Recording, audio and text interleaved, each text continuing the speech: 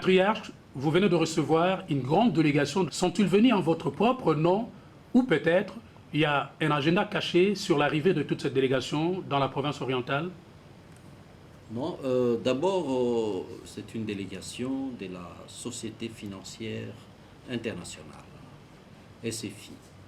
Cette délégation est venue sur invitation du gouvernement provincial pour essayer de ramasser à la source les difficultés des entreprises privées. C'est ainsi que nous avons eu une séance de travail très importante où nous avions relevé toutes les entraves qui gênent le bon fonctionnement des affaires dans le secteur privé. Et voilà un peu le motif de la visite de cette délégation. Cette visite s'inscrit en fait dans le cadre du programme de la FEC province orientale. Dans le cadre du programme du gouvernement provincial pour redynamiser le secteur privé dans la province orientale. Parce qu'en effet, on ne peut pas amorcer un quelconque financement lorsque on ne cerne pas, on ne connaît pas très bien les problèmes qui gênent le secteur.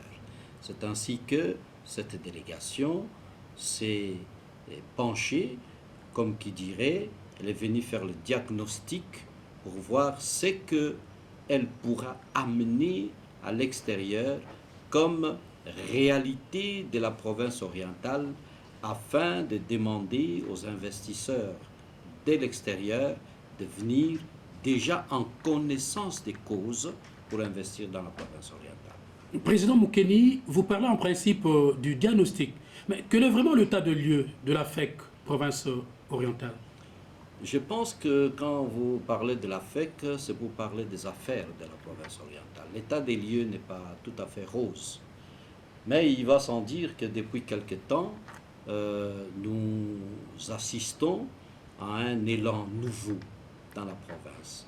Par-ci, par-là, nous avons enregistré la mise à flot de certains bacs qui manquaient cruellement sur le fleuve et dans certaines rivières, ce qui sécurise déjà le passage aisé des camionneurs. Mais aussi, nous avons constaté que certains axes routiers sont complètement ouverts, on a désenclavé l'intérieur. Maintenant, on entre en profondeur pour atteindre les zones de production. C'est ainsi que je citerai par exemple la route Kisangani-Bouta qui va aller jusqu'à Bunduki. Mais aujourd'hui, déjà, les effets positifs se font sentir à Bouta, où le prix de la bière a chuté, où les nouveaux investisseurs, les nouveaux commerçants arrivent à Bouta, et c'est une bonne chose. Et maintenant, la route Bounia continue à drainer de deux sens les marchandises venant de Kisangani ou venant de Bounia pour approvisionner les marchés réciproques à ces deux villes. Nous avons dernièrement amorcé déjà le programme de réfection de la route Kisangani-Iziro. Et l'adduction d'eau se fait déjà à Iziro, ainsi que la réhabilitation de courant électrique ou de l'énergie de la centrale hydroélectrique de la Chopo.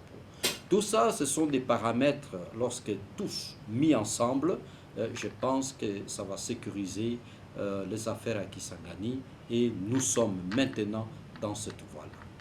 Vous avez parlé en fait de Bouta, vous avez parlé de Isiro, mais nos amis en fait qui sont dans le Bas-Twélé ou le Haut-Twélé, peut-être ils sont en difficulté plus que par rapport en fait à Kisangani?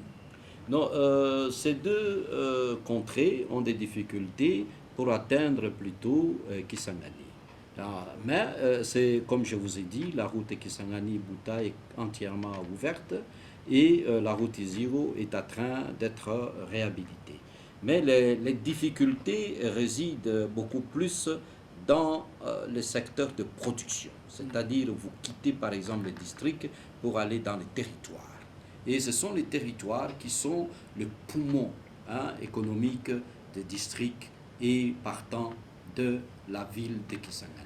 Donc là, nous avons encore de petits problèmes au niveau de l'intérieur, au niveau des territoires, mais nous sommes sûrs que le programme de réhabilitation, si la sécurité est confirmée comme elle est actuellement, je pense que les territoires vont très facilement être désenclavés.